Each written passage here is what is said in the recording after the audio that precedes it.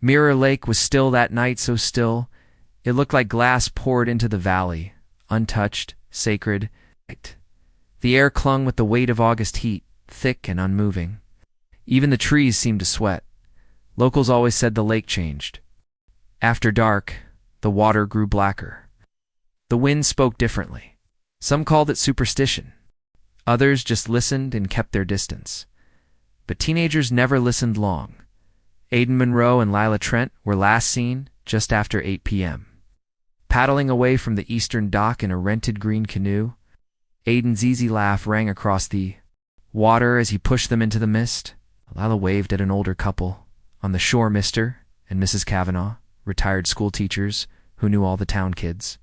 Lila smiled, but Mrs. Kavanaugh later told reporters it looked tight and forced. Like her face had practiced that expression too many times. That would be the last time anyone saw either of them by morning. The canoe had washed up near a muddy inlet, partially submerged and cracked down one side. Inside, one sandal, Lila's journal soaked and unreadable. In a single thermos that still smelled faintly of cinnamon tea. No bodies, no splashes, no screams. No sign of struggle, just ... gone. The search began within hours. The town of Collister was small, just over 4,000 people, and when something like this happened, it spread fast. Helicopters buzzed over the trees. Police boats swept the water. Divers combed every crevice along the rocky shelf beneath the dock. But the lake gave nothing back. Claire Trent, Lila's mother, stood at the edge of the dock every morning after, calling her daughter's name like a prayer the lake might one day answer. No one had the heart to tell her it wouldn't. By the second night, a makeshift memorial had bloomed near the shore. Flowers wilted in the sun. Candles melted into the grass. High school friends sobbed into each other's shoulders. The community. Pastor spoke words of comfort. No one believed. Aiden's parents, Mitchell and Dana Monroe, kept mostly to themselves. They didn't attend the vigil. They didn't speak to the press. Dana was seen at the grocery store 2 days later, standing in the cereal aisle, staring blankly at a box of granola for nearly half an hour before she left her cart behind and drove away. The official story, passed around like bitter tea, was simple. The boat capsized. Maybe Aiden hit his head. Maybe Lila couldn't swim. Maybe it was one of those accidents the lake sometimes swallows without apology. But something about it didn't sit right with everyone. For one, Aiden was an experienced swimmer, captain of the school's swim team. He knew that lake better than most adults. And Lila was cautious by Natera planner. She wouldn't have gone out there without telling someone, not without a life jacket. Not with the fog rolling in, still without evidence to the contrary. It was labeled a tragic accident. Tragic. The word clung to headlines, to whispers, to the air itself.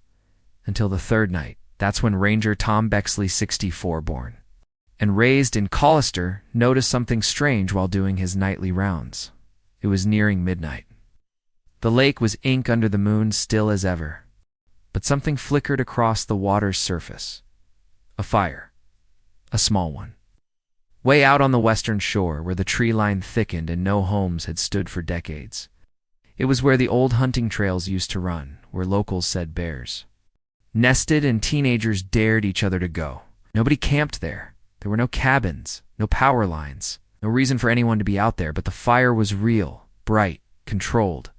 Someone was tending it. Bexley stared for a full minute through his binoculars. The flames licked upward, steady and strong, like someone knew exactly how to build a campfire that lasted. Then he saw movement, just a flicker figure standing at the edge of the trees. He adjusted the lens, heart pounding, male. Female, too far to tell. They weren't pacing. They weren't panicking. Just standing. Watching the flames. Bexley radioed it in. By the time a boat was dispatched, the fire was gone, ashes wet from lake water. Footprints leading into the trees and a partial heel print heading toward the cliff above the old ravine. But no person. No answers. Just this. Someone had been out there. 3 nights after the teens went missing. On the opposite shore, where no one should be. Rumors ignited like dry leaves in wind. Some said Lila was alive, hiding, running from something. Others whispered that Aiden had snapped that she'd tried to escape, and he'd chased her. One girl swore she'd seen someone who looked like Leela near the bus stop that morning. Hair wet, clothes torn, eyes wild. The sheriff dismissed it all as gossip, but the locals didn't stop talking. By Sunday, a new candle appeared on the edge of the lake, this one placed far from the others, across the dock, near the boat rental shack. No one admitted to putting it there, but it burned low and slow, as if in silent reply to something only it could hear. Claire Trent stopped showing up at the dock. Instead, she sat in her living room, replaying Lila's last voicemail. It had been ordinary, just a check-in. But Claire kept pressing play, listening for something underneath. Pause, a quiver, a goodbye she might have missed. The fire changed everything. It meant someone was still out there, watching, waiting, or worse, surviving, in the lake. Once peaceful and known, now whispered something else entirely. It was no longer a place where people vanished. It was a place where truths tried to hide. Claire Trent hadn't slept since the night the fire was spotted. Not truly. She drifted in and out of restless dreams, haunted by flickers of red across dark water, always just out of reach. On the fourth morning, she sat hunched over her coffee table, ashtray full, hands trembling. Her apartment was small 2 bedrooms, peeling wallpaper and a kitchen that smelled faintly of lemon and rot. The living room was strewn with damp clothes and crime scene printouts she wasn't supposed to have. Most of them she'd begged off a sympathetic deputy. Some she'd stolen from her ex-husband's glove compartment.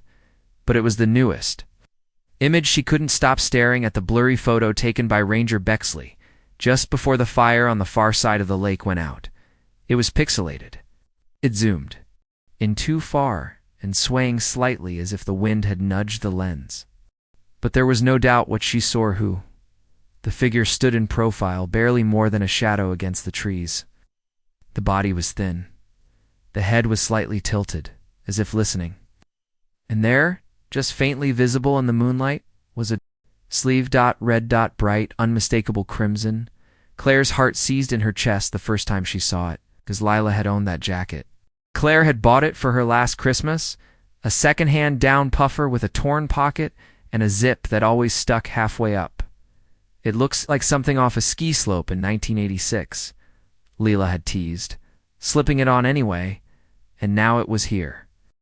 On a figure standing where no one should be, 3 nights after her daughter vanished.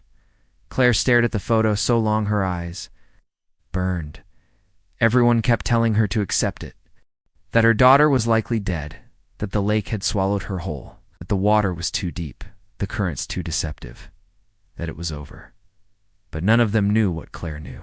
They didn't know the small things like how Leela hummed. When she was nervous, how she always triple knotted her shoes. How she never went near water without texting her mom first. They didn't know the tension that had built in their home over the last 2 months. How the silence between mother and daughter had deepened. Or how it had started when Aiden Monroe came around more often. The first time Lila introduced him, Claire had been cautious. The boy was charming, smiled too quickly, answered questions too smoothly. But he was polite and he made Leela laugh, so Claire pushed the unease down, until she noticed how often Leela cried in the shower, how she flinched when her phone buzzed, how she stopped going out with friends and started carrying a small pocket knife in her backpack. Claire had asked once, "Are you scared of him?" Leela had paused just a second, too long, then smiled and said, "No, Mom, he's just intense." Claire didn't press. She should have. The guilt now lived under her skin like rust. She picked up the photo again and ran her finger over the sleeve. Someone out there was still wearing that jacket. And Claire didn't care if the whole town thought. She was unraveling. She knew what she saw. That evening, she drove out to the sheriff's office with the photo clutched in her shaking hands. Sheriff Elias Durney met her at the door, all tired eyes and stitched silence. They hadn't spoken properly in months. Since Lila's birthday, when Claire had shown up sober, but had left with her hands shaking and her mouth full of rage. "I'm not here for your sympathy," she said, voice hoarse. "I want you to look at this." Sighed, took the photo and examined it. That could be anyone, Claire. No, that's Leela's jacket. It's a red jacket in a blurry photo. It's her red jacket. He looked at her long and hard. You're spiraling. I'm trying to find my daughter. Elias exhaled through his nose and handed the photo back. You need rest. You're grieving and grabbing at shadows. What if it's not a shadow? What if it's not a shadow? But he was already turning away. That night, Claire returned home and poured a glass of water instead of whiskey. Her hands itched for the bottle hidden behind the cleaning supplies. But she didn't touch it. Instead, she opened Lila's bedroom door. It was still exactly as she left it. Posters of 90s bands on the wall, a stuffed panda with a worn Bodhi on the shelf, a corkboard filled with Polaroids, most of them blurry snapshots of girls laughing, arms slung over each other's shoulders. But Claire's eyes were drawn to the desk drawer. It was locked. She had never tried to open it before now. With trembling fingers, she pulled a small metal file from her purse and jimmied it into the latch. After a few moments of fiddling, it gave way with a soft click. Inside were letters, dozens of them, folded sheets of lined paper bound together with a red ribbon. On top was one envelope, addressed only with a single initial colon E. Claire frowned. She opened the first letter. I don't know if you'll ever read this, but writing to you feels like screaming through the noise. It's like maybe someone out there hears. Me, Aiden's been different lately. He watches me too closely. He doesn't like when I talk to other people. He says I'm his only. I know what that sounds like, but sometimes I'm scared he's right. Claire's breath caught in her throat. There was more. So much more. Letter after letter, chronicling fear, confusion, subtle warnings. Lila's handwriting shifted from neat to hurried, from hopeful to desperate, and always the name E. The only person Lila seemed to trust. Claire looked up, her hands shaking. Who was E? More importantly, were they still out there too? 3. Days after Claire found the letters, the lake gave up a secret. It was nearly dawn when divers from the county search and rescue team returned to the muddy bend where the canoe had been found. The water was clearer now, the sediment settling after weeks of disturbance. They weren't expecting to find anything, but they kept coming back out of protocol, or maybe out of guilt. That morning, something unexpected shimmered beneath the silt. A black rectangle lodged beneath a rock, waterlogged, mud-crusted, but unmistakably. A phone, the model matched Lila's on. Old iPhone with a cracked corner and a sticker that read, "Keep breathing" in block letters. When they brought it to the surface, everyone expected it to be dead, bloated, useless. It wasn't. After carefully drying it and running it through a recovery system, the phone buzzed to life. The wallpaper photo of Leela and a girl no one recognized, both grinning in a photo booth, flickered on the screen. There were no recent messages. No calls. The last outgoing text had been sent at 7:56 p.m., the night of the canoe ride. We're almost at the middle. Signal's bad. Call if anything happens. The next entry was a voice memo. TIMS. TAMP. 8:12 p.m. title. UNTITLED. Length. 0:28 seconds. The lead investigator. A woman named Alvarez. Played it 3 times in a row before calling the sheriff. Then she played it again, this time recording it. On a separate device, it was Leela's voice, soft, near whisper, as if she were hiding or trying not to be heard. The audio was muffled, wind brushing the microphone, the occasional creak of the canoe. I don't want to do this anymore, she whispered. I said that already. I don't want this. He's not listening. Pause. If anything happens to me. Audio cuts out. The final word drowned in a splash, sharp, sudden, like something hitting water. The whole room went silent. Claire was called in later. That day, she sat in the corner of the sheriff's office, arms folded, lips pressed white. When they played her the audio, she didn't cry. She just said she was afraid. I told you. Sheriff Elias rubbed his temples, shame barely hidden in his clenched jaw. Claire turned to him. You think she was talking about Aiden? He didn't answer, but Claire already knew. That night. She sat at the kitchen table with Lila's recovered letters spread out like puzzle pieces. Each one hinted at more than just a troubled relationship. They spoke of surveillance, control, gaslighting. He doesn't like when I go anywhere without telling him. He told me I'm his only anchor, like I'm supposed to keep him from breaking. Sometimes I think he loves me so much, he might kill me if I ever left. Claire read those lines over and over. Her daughter had been drowning long before the lake. Took her, but one thing still didn't fit. The letters were written to someone named IA Confidant, a secret presence Lila trusted. And the photo on her phone, the one taped to the lock screen, showed a girl who wasn't Maddie, her known best friend, or anyone else Claire had ever met. Claire stared at the face. Light brown hair, round eyes, braces. A girl mid-laugh, is pushing her face close to Lila's. It looked like love, but not the kind she had with Aiden. She zoomed in on the sticker behind them, a diner called Arrow's Edge, located on the opposite side of the lake, the side where the fire had burned. That same night, a flashback took shape like a fever dream. Lila sat on her bed, phone in hand. Chewing her lip raw, Aiden paced the room behind her, agitated. "Why didn't you answer last night?" "I fell asleep," she lied. "Bullshit. You never sleep through texts." She kept her voice calm. "It was one night, Aiden," his hands clenched. "Are you seeing someone else?" She looked up sharply. "What?" "You've been cold lately. Distant. Like I don't matter anymore." She stood, heart pounding. "I just need space. Can you respect that?" He didn't move. "I'm not like other guys," he said softly. "You know that, right? You promised you'd never leave me." Lila's hand tightened around the phone. "I never promised that." He stepped closer. "I think you forget who helped you when your mom was drinking again? Who kept your secrets? Who loved you when no one else did?" "I didn't ask you to save me." He was silent for a long beat. Then he whispered, "If I can't have you, no one can." Lila's mouth dried. And in that moment, she knew she had to get away. Back in the present. Claire pulled out the police report on the canoe again. It hadn't been overturned by a wave. The crack down its side was fresh, splintered, like something had hit it with force, maybe a rock, or maybe someone inside it panicked, fought, tried to stand. The final voice memo echoed again in her ears. "If anything happens to me."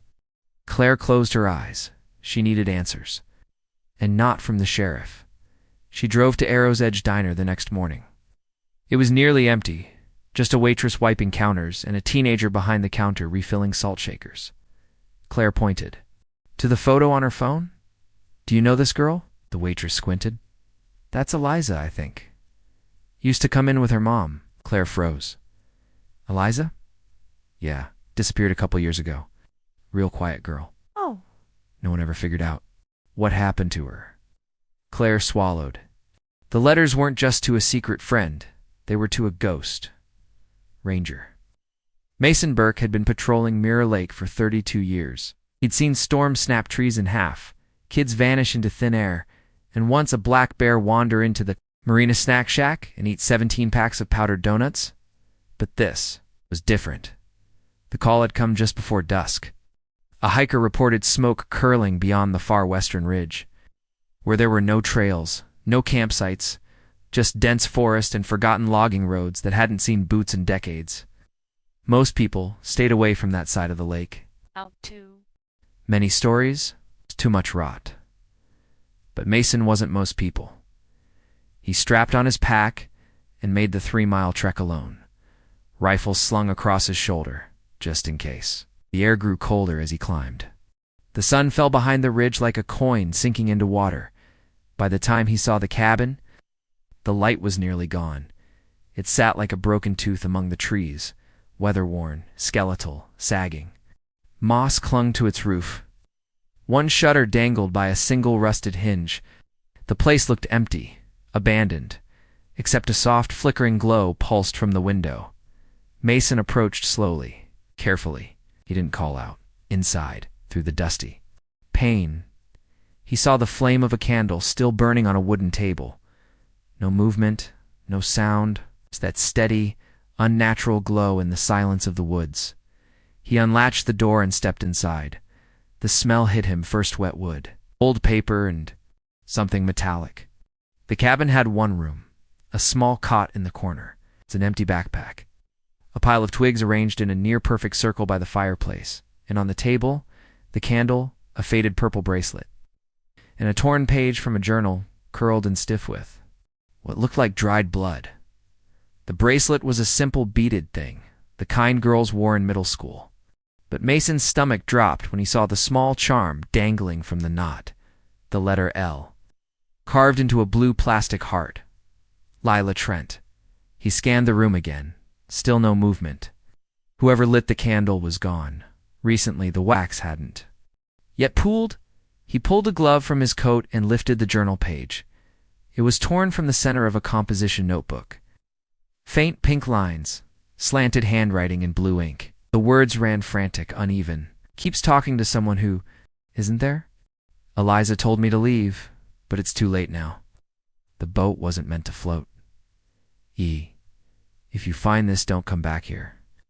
Mason read the page twice, then folded it carefully into a plastic evidence pouch. He took one. Last look around the room, noting scratch marks near the door frame, and something scrawled into the floorboards with what looked like a nail. Still watching. He left without touching anything else. By the time he made it back to the ranger station, his hands were shaking. The next morning, Claire Trent sat across from Sheriff Elias again. This time, she wasn't pleading. She was demanding. There was a bracelet, she said, voice low and iron strong. Her bracelet, and a journal page with Eliza's name on it. Someone's leading us in circles. Elias rubbed his face. That cabin's been abandoned for years. But someone was just there, Elias. The candle was still burning. They could have lit it to throw us off. Claire leaned forward. Or it's someone who wants to be found. He didn't answer. She studied him. Do you remember Eliza Hammond? His eyes flickered. The missing girl? Yeah, why? Because my daughter was writing letters to her. And now, both of their names are in that cabin. He looked tired, older than she remembered. Claire, you're connecting threads that might not. She was scared. She said someone wasn't listening. She didn't want to do this. Any more? You heard the recording? Silence? Then he stood, walked to the window, and said quietly, maybe it wasn't Aiden. Claire frowned. What are you saying? I'm saying, what if there was someone else out there with them? That night, Claire drove to Mirror Lake again, parking at the trailhead by the old ranger tower. She couldn't sleep, couldn't sit still. She walked the path down to the shore, flashlight cutting pale ribbons through the trees. She stopped by the dock, the same one where Lila had waved goodbye. The lake was still, stars caught on the surface like broken glass and across. The water, just for a moment, a flicker, aflamed another campfire. Claire gasped. Fumbled for her phone, snapped a photo, zoomed in. This time the figure was sitting, slouched, barely visible, but not alone. A second shape moved behind them, larger, shadowy, like it had just emerged from the trees, and then nothing. The fire went out. Meanwhile, in a flashback we don't yet fully understand, Lila sat cross-legged in the cabin, shaking. Eliza's journal lay open beside her. Pages torn, smeared with ink and warnings. You said it was safe here, she whispered. Footsteps creaked outside. Lila clutched the bracelet around her wrist. She said softly. I'm sorry. The door creaked open. The next morning, Mason returned to the cabin with a full forensic team. The bracelet was gone. The candle was snuffed. The wax hardened, but the scrawled message in the floor had changed. Now it read, she won't stay hidden. Forever? Claire hadn't planned to break the lock. But after what she saw at the lake, the second campfire, the shadow behind the girl in the red jacket, her hands moved before her mind could object. She found the box in Lila's closet, tucked behind a pile of shoeboxes and an old science fair trophy. It was pale, blue, metal, the kind with a tiny padlock at the front. Lila had kept it since middle school. Claire used to think it held drawings, concert stubs, teenage clutter now. She wasn't so sure. She sat cross-legged on the floor, a flashlight tucked under her chin, bobby pin in one hand and her daughter's memory in the other. It took 6 minutes. The lock popped with a soft click. Inside was a stack of letters bound together with a length of red thread, each dated over the last year. Neat handwriting, folded carefully. Most began the same way, "Dear E." Claire's fingers trembled as she read the first one. "I think I'm disappearing. Not all at once, but in little pieces. Like he's peeling off my skin with words." The next, "He says he loves me too much. That's why it hurts. But love shouldn't feel like being watched when I'm alone in the shower." Each letter burrowed deeper into fear, guilt, self-blame. Lila's thoughts spilled onto the page like someone screaming underwater. Claire blinked away tears. Daughter had been crying for help, and no one, not even her, had heard it. But something else stood out. The tone of the letters changed halfway through. They became more erratic, less reflective, more desperate. "E, I know you warned me. I know you told me not to trust him, but it's too late. He knows about you now. He knows where you used to go. The cabin, the fire, everything." Claire froze. She grabbed the second. Bundle. One letter stood out immediately. It had no date. The writing was shakier than the others. "If something happens to me, don't believe what they say. It won't be an accident. I've seen what he can do when he's scared.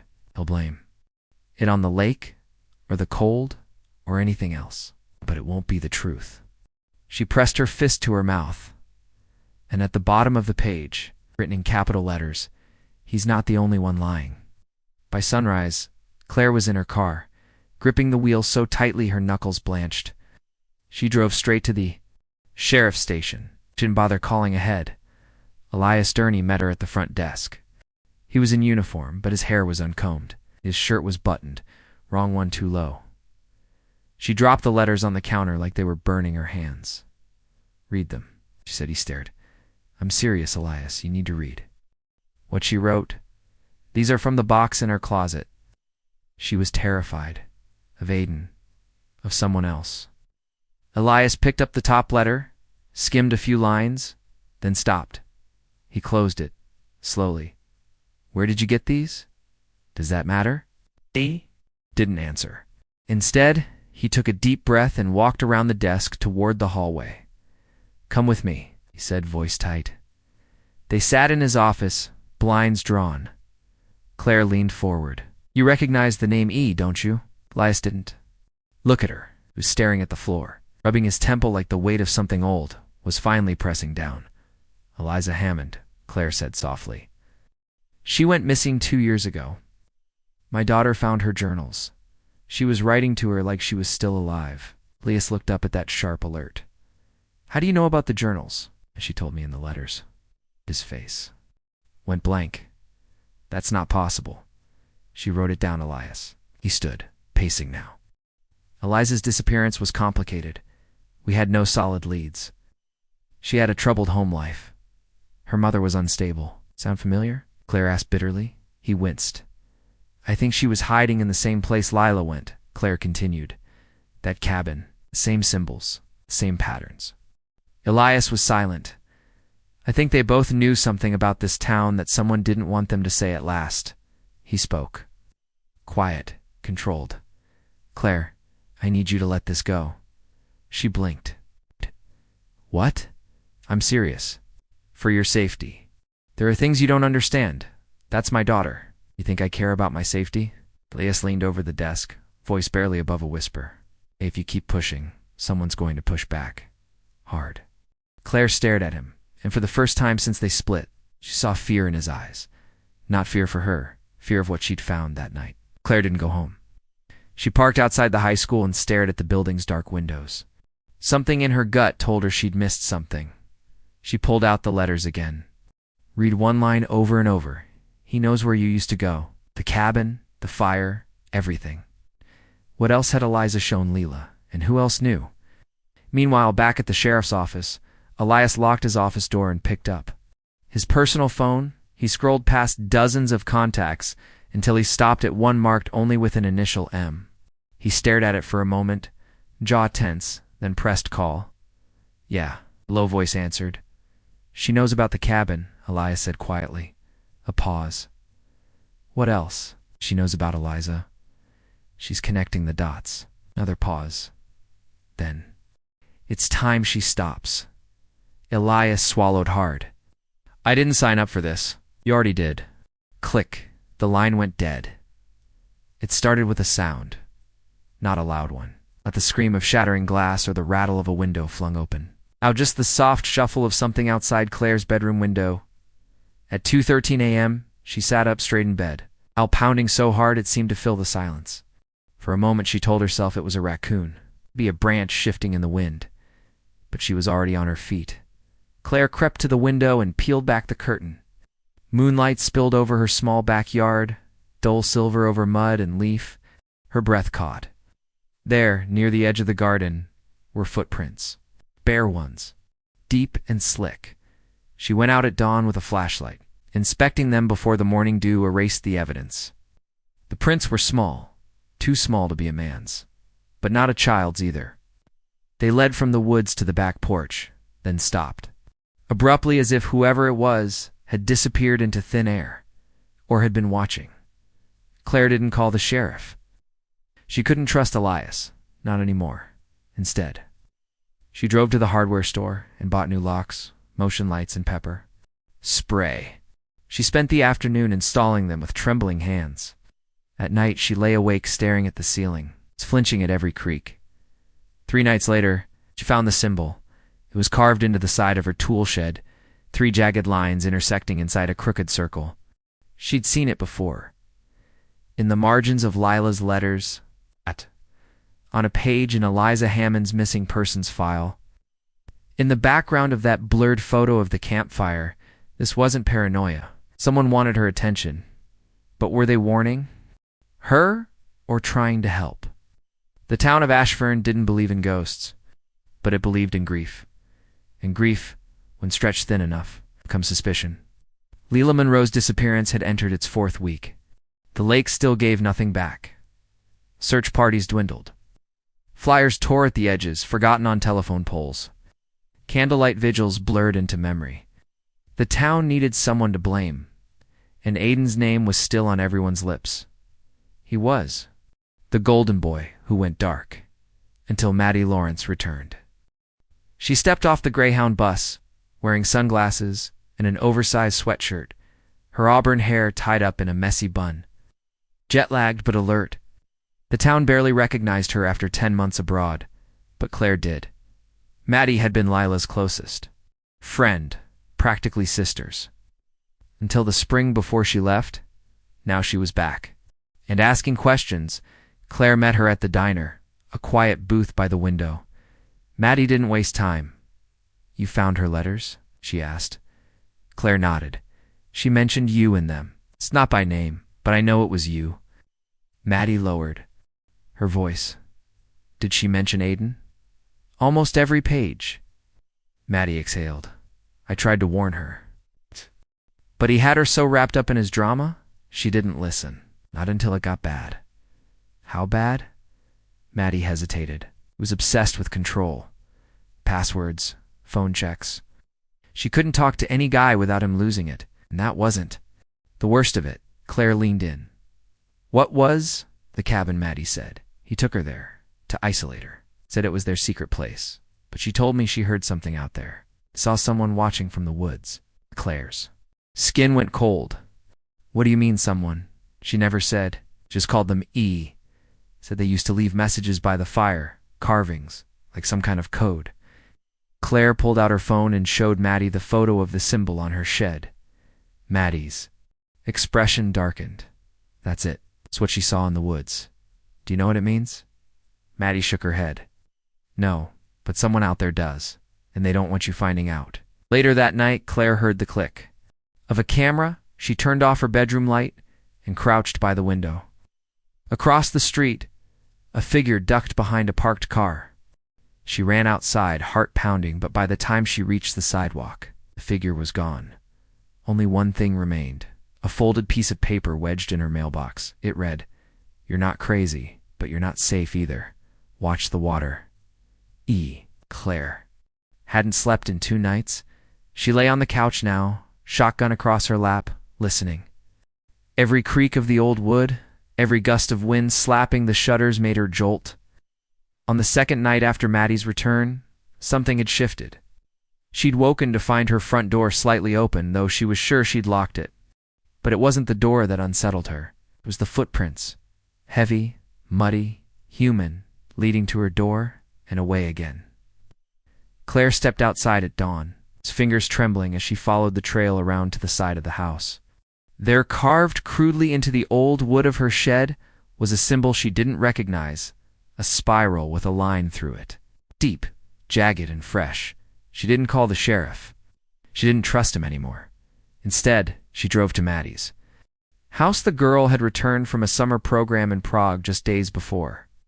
Claire hadn't seen her since the memorial for Lila and Aiden. But now she needed answers.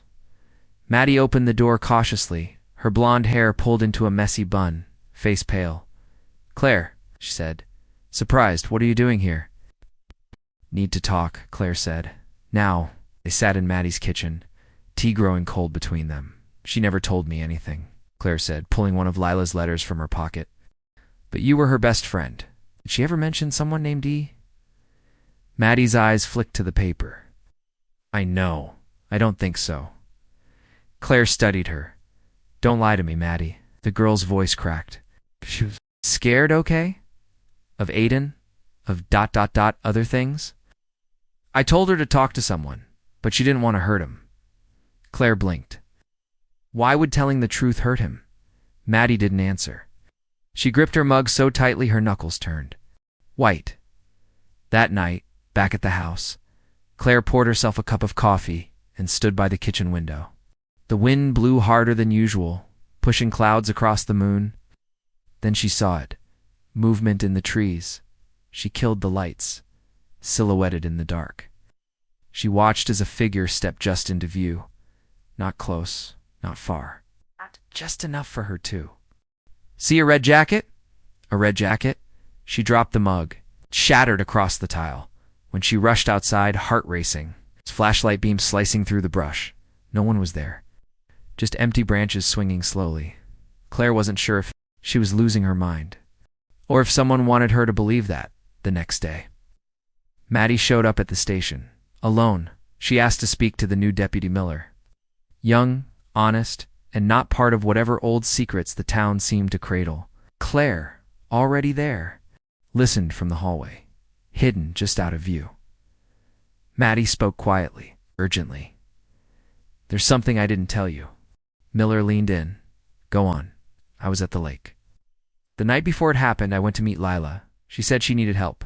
"What's what?" "She wouldn't say. She just kept asking if I knew someone who could get her out of town." Miller frowned. "Out of town? Why?" She was terrified. She said she'd made a mistake, that she shouldn't have trusted him. Him, Aiden. No, Maddie whispered. "Someone else. Someone older, I think. I think he was watching." "Her?" Miller's voice tightened. "Who was it?" Maddie opened her mouth, but suddenly stiffened. Her phone buzzed. One glance at the screen and her face went pale. I have to go," she stammered. "Maddie, wait," but she was already gone. Claire stepped out as Maddie disappeared through the door. Miller looked at her. "She's not telling us everything." Claire nodded, and she's scared. Just like Lila was. That night, Claire went back to the shed. This time she opened it. Inside, nothing unusual. Rusted tools, boxes of old photos, her late father's boots. But something caught her eye. A leather strap poking from beneath a tarp.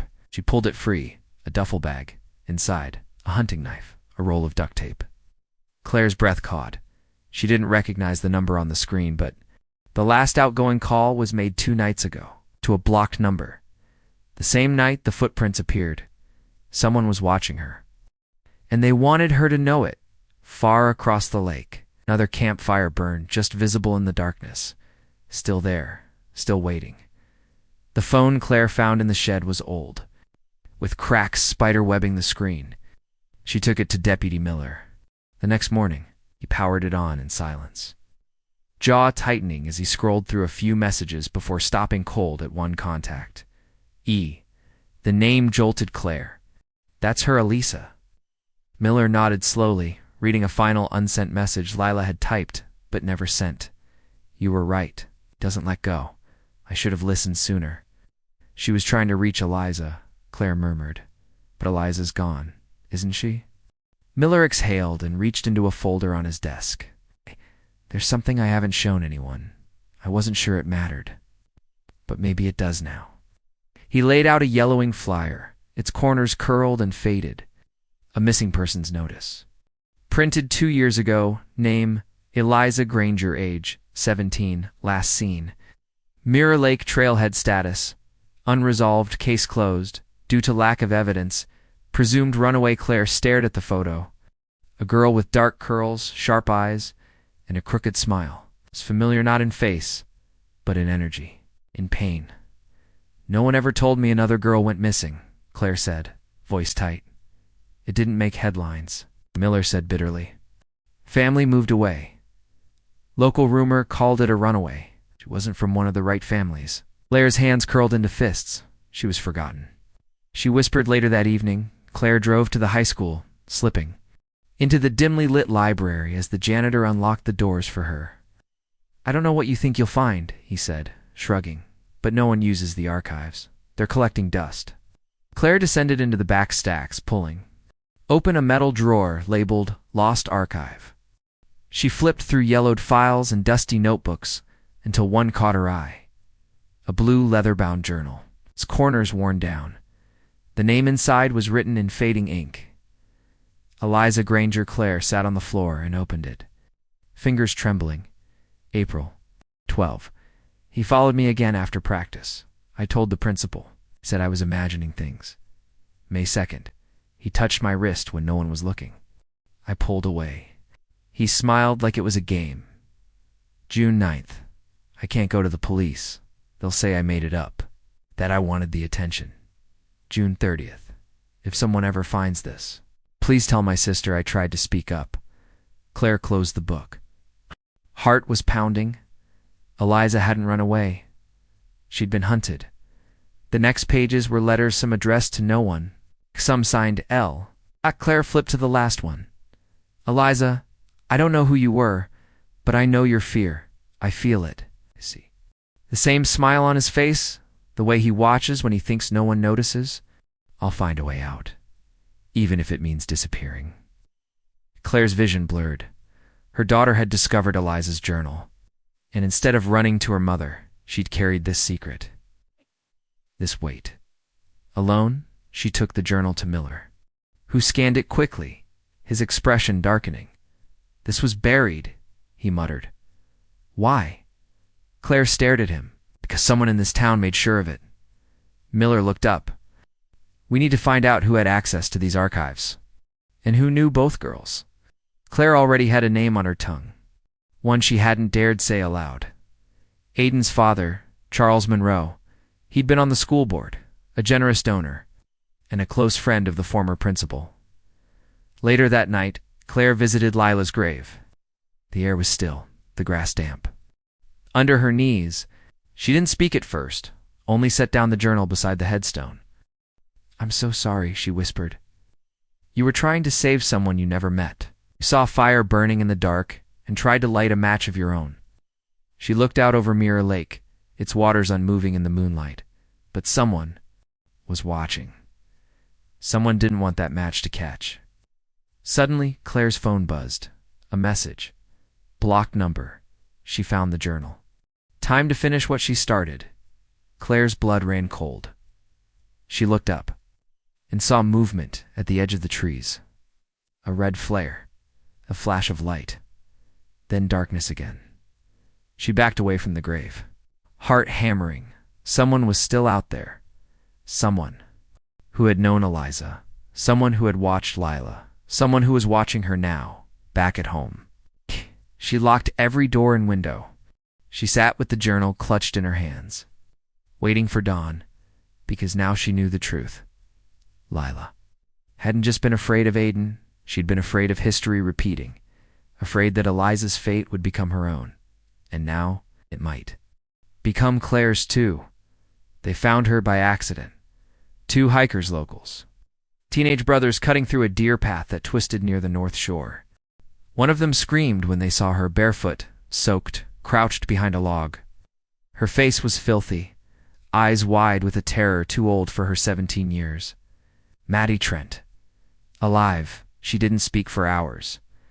Claire rushed to the hospital after the sheriff called. The small room was already humming with quiet chaos nurses. An officer at the door, Dr. Halberg, muttering about severe dehydration and cognitive shock response. Claire didn't hear any of it.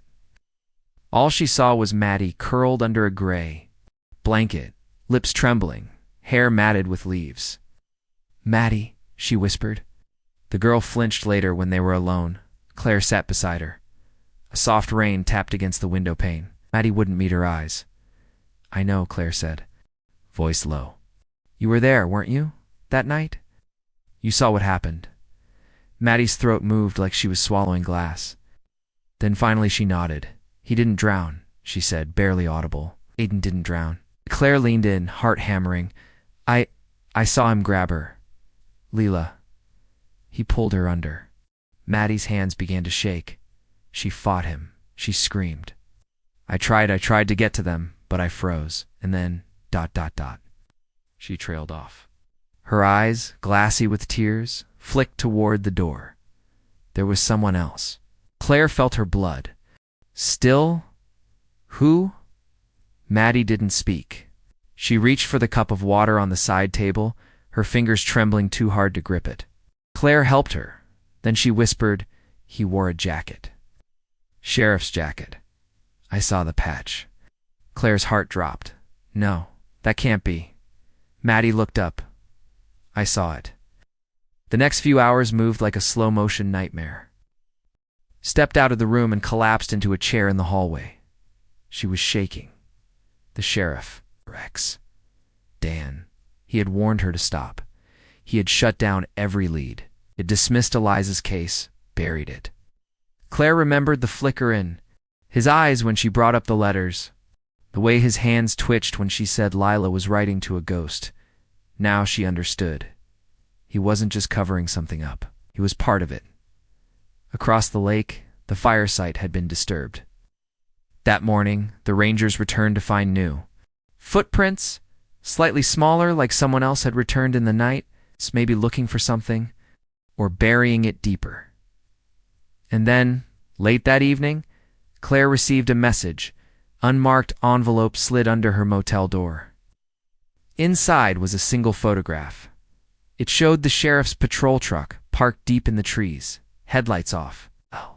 Timestamp read, August 19th, 3:12 a.m. The same night Lila vanished. Claire sat there in silence for a long time, staring at the image. The motel air conditioner rattled softly behind her. The red spiral symbol someone had carved into her shed still flashed in her mind. She didn't know what it meant, but something told her it was older than just Dawn. Older than even Eliza's story. She got in her car and drove to the cabin. It was after midnight. The forest pressed against the windshield like a heavy shadow. At the clearing near the abandoned hunting cabin, she killed the engine and stepped out. The lake was eerily still, black as ink. No moon, no stars. The cabin door creaked open slowly. She stepped inside, flashlight trembling in her grip, and then just ahead, she saw it, the candle burning again. Same spot, same flicker. But this time, there were two things beside it. A red cloth. And a badge. Sheriff Dan's badge. Claire didn't scream. She didn't move.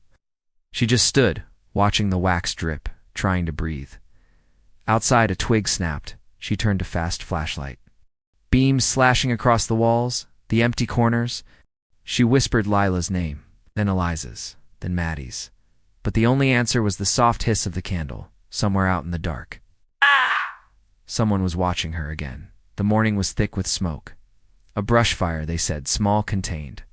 Sparked by lightning overnight on the west bank of Mirror Lake. But Claire knew better. Some fires weren't natural. Some were set to hide things. The sheriff's badge burned in her hand, still warm when she'd picked it up from the cabin floor hours ago. and now sat in a plastic evidence bag inside her purse. She stared at it as the lake shimmered outside the police station window. Dan hadn't shown up for work. His deputy said he called out sick, his first time in years. Claire didn't wait. She drove straight to the old clearing near the water, the one where they used to park as teenagers, back when life was simple and Dan still had a future, before lies hardened into habits. The lake glistened under a pale sun, deceptively calm. A lie in liquid form. He was already there, standing by the water's edge. Dan turned slowly as she approached, and for the first time in years, he looked old. Not worn-gutted, eyes sunken, shirt wrinkled. And yet he still held that practiced lazy authority in his stance. The same posture he'd worn as sheriff for 20 years. Claire said nothing as she reached into her bag, tossed the badge at his feet. "You left it at the cabin?" He didn't look down. "Should have burned the whole place years ago." Claire stepped closer. "You buried Eliza's file, kept it out of the system. You told her parents she ran away." Dan's jaw clenched. "She was 15, Dan." "No," her voice rose.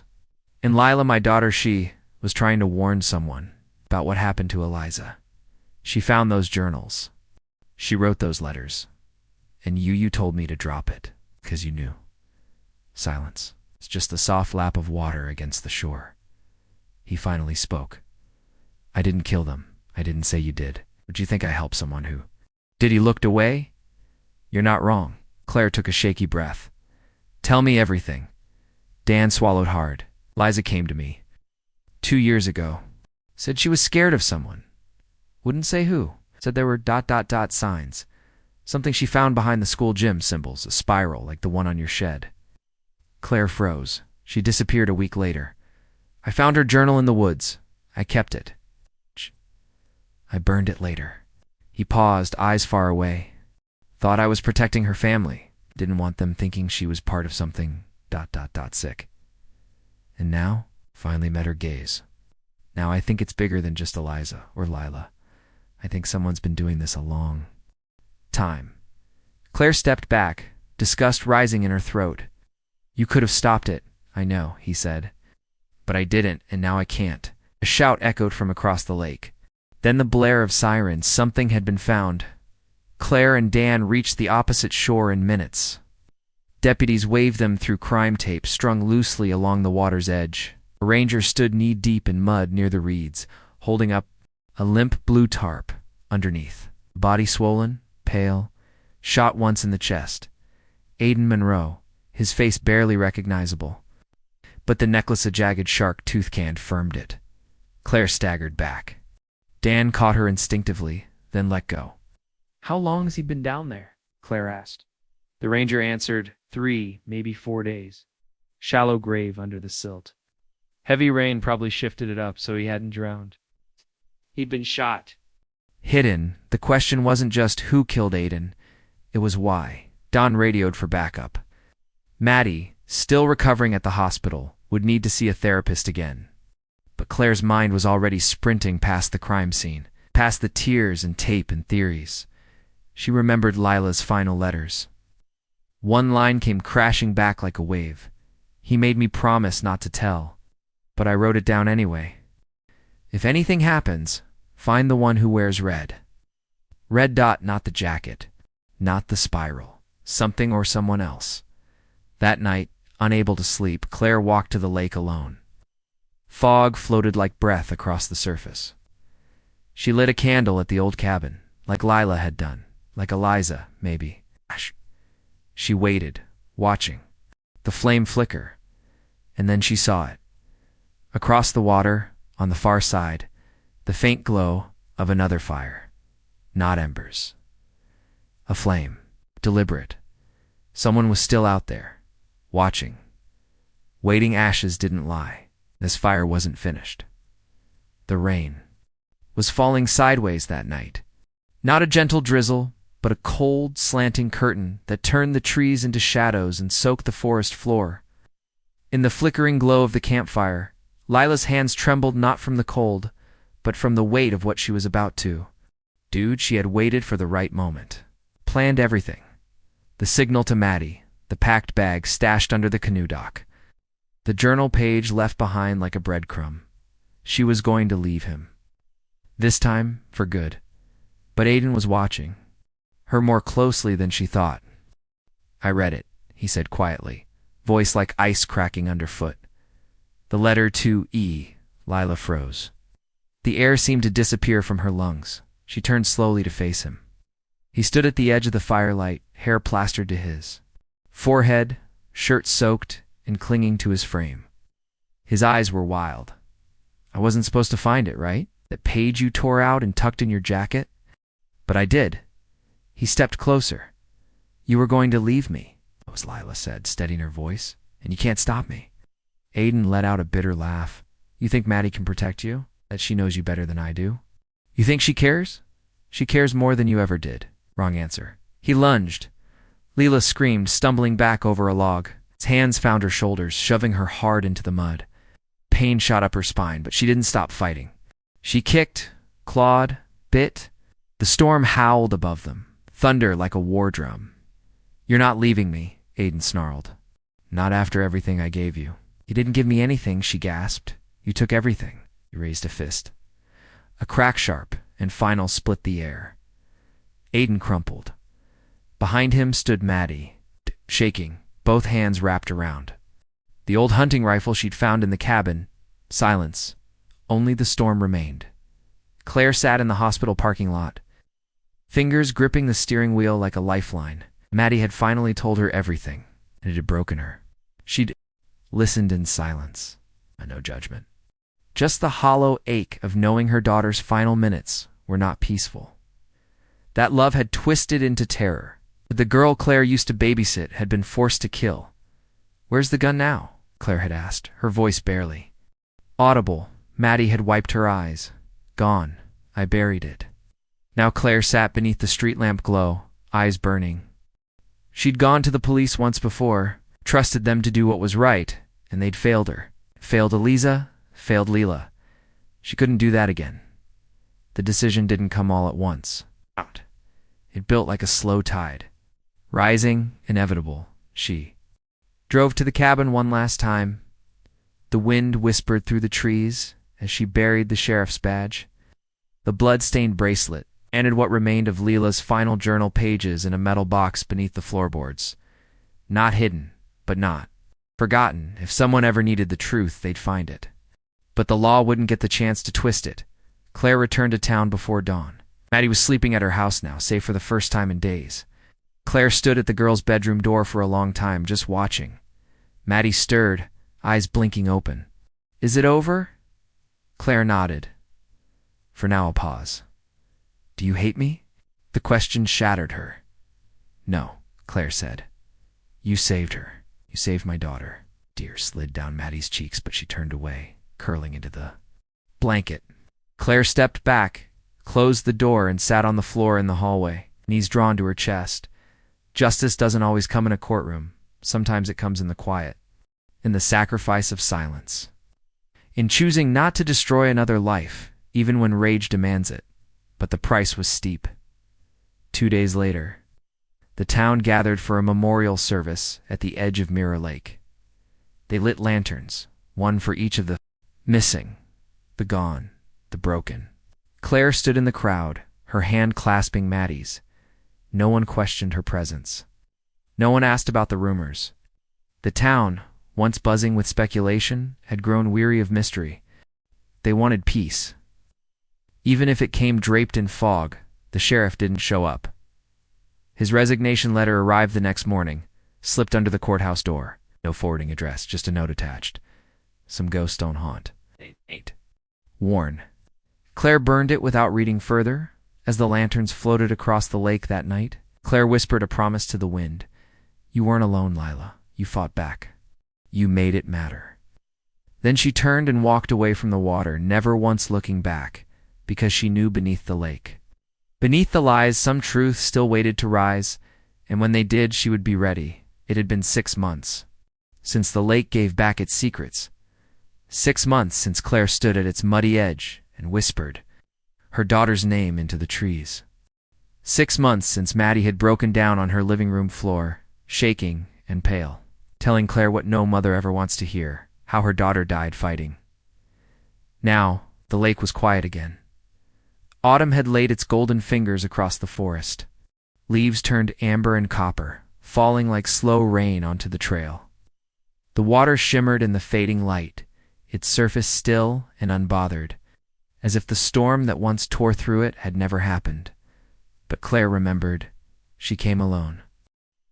This time, a thermos of tea in her coat pocket and a small matchbox tucked beside it.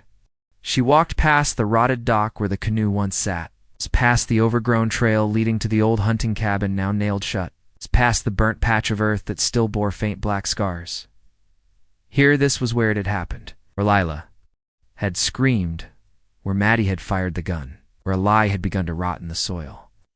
Only to rise months later in the form of bones and journal pages and confessions, whispered in tears. Claire knelt slowly. She didn't speak, not yet. The silence deserved respect. She pulled the matchbox from her coat and opened it. Inside was one match, just one. She struck it. The flame flared, bright and brief, casting a flickering halo on her face. She lit a small bundle of dried twigs and kindling she'd brought from home, nothing large. Just enough to hold the flame for a while. The fire hissed softly in the damp. Claire stared into it, as if trying to read some final truth in the dancing light. "You should be 20 next week," she said quietly, as if Leela were just beyond the tree line. "I would have baked that stupid lemon cake you hated and pretended not to see you picking off the icing." The fire crackled in response. She took out a photograph creased and rain-stained from her pocket. It was one of the last ever taken. Of Leela. She was standing by the school steps, one hand shielding her eyes from the sun, the other wrapped around Maddie's shoulder.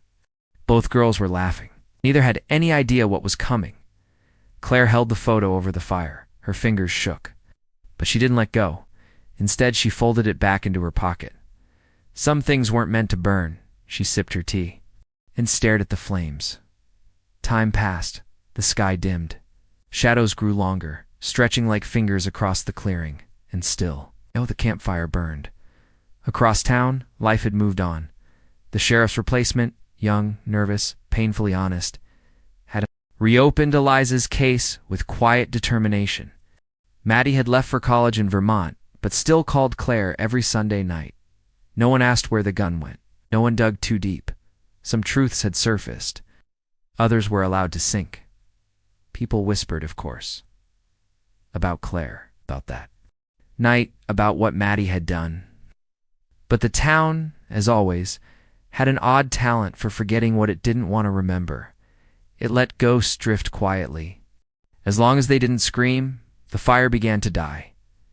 Claire added another twig, not because it was cold, because she needed it to last just a little longer. She remembered something Lila once told her. When she was 9 and stubborn and filled with questions, "Campfires are magic," she'd said, crouched next to Claire on a family camping trip. "They keep the dark away, like shields made of fire." Back then, Claire had laughed. But now, in the quiet woods, with only the hiss of embers and the whisper of wind through the trees, it didn't feel like nonsense. It felt like a vow. This fire wasn't just for Lila, it was for Eliza too. For every girl who vanished while the world looked the other way, for the ones who didn't get justice in the courts, but found it in whispered truths, in broken silences. In the trembling courage of survivors, she wouldn't let the town forget, even if it never said her daughters. Name again. Claire sat beside the fire until the last ember winked out. Then slowly she rose. She didn't cry. Not this time. The tears had come and gone like tide's and left behind something harder than grief, something steady. Resolve, she walked back through the trees, the night settling in around her. At the edge of the trail, she paused, took one last look at the clearing. The ground was still scorched in the center, circle of memory, a mark that wouldn't fade. Just like her, Claire turned and walked into the dark, leaving only the faint scent of smoke behind her. The campfire was gone, but the fire never really dies. Not while someone remembers. Not while someone still cares. Enough to strike a match. It started with a letter, a plain white envelope, no return address. Claire found it wedged between her front door and the frame, half damp from the morning dew. The handwriting was unfamiliar elegant, almost too careful. Her breath caught as she opened it, already suspecting it wouldn't be from Maddie or the new sheriff. She unfolded the single sheet. You missed something. The lake only gave you part of her. If you want to find the rest, go where the water ends. No signature. No clue. Just that Claire stood there for a long moment, the letter trembling in her hands, her heart suddenly sprinting. The words felt like an echo of something unfinished. She had tried to convince herself she had done enough. I bet peace, as she'd learned, wasn't something you found. It was something you built. And hers had cracks. By late afternoon, Claire was back on the trail to the lake, wind biting her cheeks as clouds rolled low across the sky. The forest smelled of rot and rain. The path was wetter than usual, her boots sinking into mud with every step. The lake had flooded during the last storm, rising beyond its usual banks. The edge was no longer where it used to be, but the letter was right. There was a place where the water stopped, where it bled into the earth and disappeared underground. It was an old runoff tunnel, nearly forgotten by locals. A man-made drainage pipe built decades ago when they tried to prevent flooding from washing into the nearby cemetery. Ouch! Claire hadn't been near it since she was a teenager, since long before Lila was born. She followed the trail past the fire, sight, past the dock, past the sunken canoe, still tethered to a rotting post, like a ghost clinging to its last anchor. The opening to the tunnel was half submerged now. A wide rusted pipe speckled with moss and muck. Thick reeds choked its mouth. Claire hesitated. She could hear the gentle sucking sound of water slipping into its darkness. She crouched, scanning the entrance with her flashlight. Something glinted inside. She braced herself and stepped in. The tunnel walls narrowed quickly. The ceiling was low, and her footsteps echoed on the wet stone. Her light wavered. The sound of dripping water amplified until it felt like rain on her shoulders. After several feet, the tunnel widened into a small chamber, almost like a drainage cistern. And that's where she saw it. A bundle, wrapped in canvas and rope. Barely visible beneath a layer of silt, she dropped to her knees and peeled the muck. Away, inside were bones. Small, fragile, and something else, fabric, torn. Read her. Throat closed. It was the rest of Lila. The remains the lake hadn't surrendered. Not completely, but it wasn't just her. There was a second bundle. Claire's breath caught as she realized Eliza. The town had never found her body. Just bloodstains in a field and a discarded shoe. But here was the truth. Buried where the water ends, and next to the bundle's a box. Wooden, locked, but not sealed tightly. Claire pried it open with a rock. Inside were photographs. Notes, clippings, all of them documenting the girls. Not just Lila, not just Elisa, others 5. Maybe more. A pattern. A predator. Not Aiden, not just the sheriff. Someone else had been watching for years. Someone methodical. Someone close. Claire turned over one of the photographs and gasped. It was dated. 4 years ago, taken at the school fair. Lila was 12, Liza 13. They were eating cotton candy, oblivious. And behind them, half-cropped but unmistakable, was the face of a man Claire recognized. He had taught shop class, retired too. Years ago, moved out of town, but clearly he had never left. The next clipping was a newspaper article. Beloved teacher wins local volunteer award. Claire stood in the tunnel, holding that smiling photograph, bile rising in her throat. They had looked in the wrong places, blamed the wrong monsters. The letter who had sent it. Someone who knew? Someone who wanted her to know? Was it a warning? A confession? A dare? She looked around the chamber, suddenly aware of how far underground she was. How alone. She turned back quickly, fighting panic, clutching the photographs. In the box. The tunnel felt tighter now, yet the air heavier. By the time she reached the surface, dusk had fallen. She stood by the pipe, soaked and shivering. Staring back into the blackness, the lake had always seemed vast, infinite. But now she knew, had boundaries, edges, secrets, and had kept them well. But not forever. Not anymore. That night, Claire sat at her kitchen table. The box opened before her. She didn't call the sheriff, not yet. She needed time to think, to plan. If this man had been operating for years, others had to know. Others had to have helped him or looked the other way. The town was small. Silences were deep. But she wouldn't be part of it anymore. She would light another match if she had to. Burn it all down for Eliza? For Lila? For every girl still missing from someone's table? The campfire still burned. But now she knew what to do with the smoke. And tomorrow, she would knock on a door that hadn't opened in years. Because it was time to ask the one person she never thought she'd turn to again. Time to confront the man behind the smiling photograph. Time to finish what Leela started. He lived on the edge of town, past the rusted train tracks and beyond the fields. No one harvested anymore. The house was modest, almost invisible gray, paint peeling, blinds shut tight. To anyone else, it looked like any other forgotten place. But Claire knew better. He had taught woodshop, coached track for a single season, and smiled at every bake sale like he belonged there, Mr. Ellis. He had too many keys. Keys to classrooms, keys to storerooms, keys to filing cabinets no one else had touched in years, keys to the school, to trust. To the girls, Claire gripped the box in her hands as she stepped up the front porch. The air was still, thick with the humidity that came before a storm. Her heart pounded, not with fear anymore, but purpose. This man had buried more than bones. He'd buried stories, futures, names. Lila's name. She knocked. Once, twice. Silence. Then a soft shuffle of movement behind the door. It creaked open an inch. One gray eye appeared. Claire. "You remember me?" she said.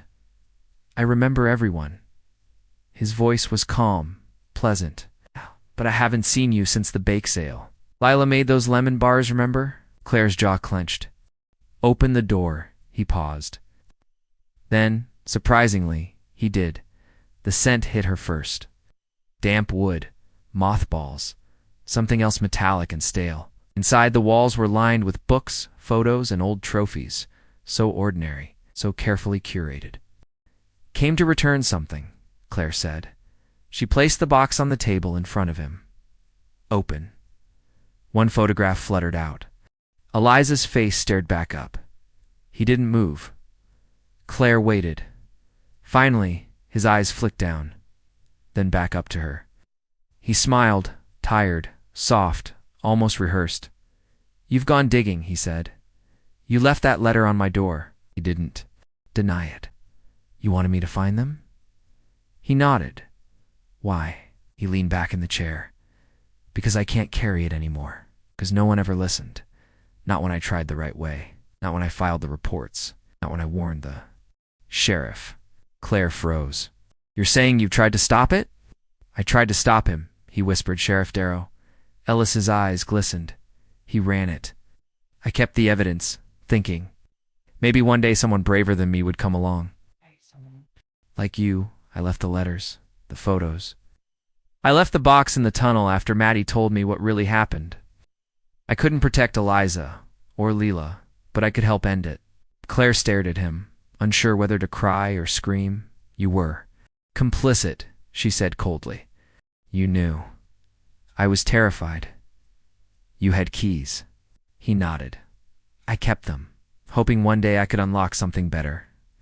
She stepped toward him. "You don't get to choose redemption." "No," he agreed, "but maybe you do." Claire reached for the phone in her coat. "I'm calling the new sheriff," she said. "You're going to turn over everything. Names, files, everything." Ellis nodded slowly, tears now spilling freely. "She was a good girl," he whispered. "Your daughter," she fought. Claire turned away. "Yes, she did." The arrest made headlines.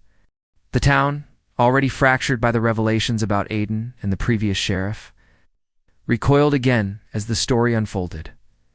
A quiet teacher, an underground trail of evidence, and a network of overlooked disappearances. Ellis pled guilty. He handed over everything, He gave them names of men who used the lake as cover, who picked victims no one would miss. The lake wasn't cursed, it was convenient. Some had moved. One had died. One worked in a nearby church. The town cracked open like a blister. Eliza's family. Turned for a memorial. Claire held her head high. Maddie left town quietly. Under Claire's protection, with a new identity and a promise never to speak of that. Night again. Justice hadn't come clean, but it had come. Months later, on the first real day of spring, Claire returned to the lake. This time, she brought no match, only flowers. She laid them on the water and watched as the petals scattered. "You weren't forgotten," she said softly. "You weren't weak, you were brave. You were so, so brave." The wind stirred. A bird called in the distance. And for the first time, the lake didn't feel cruel. It felt tired, like it had finished keeping secrets. Claire stood a while. Longer. Then she turned, stepping away, not looking back. There would always be fires that burned unseen, but some didn't need to be. Rekindled, some could be left to cool ash on water, and she was ready. Ready to let the water end.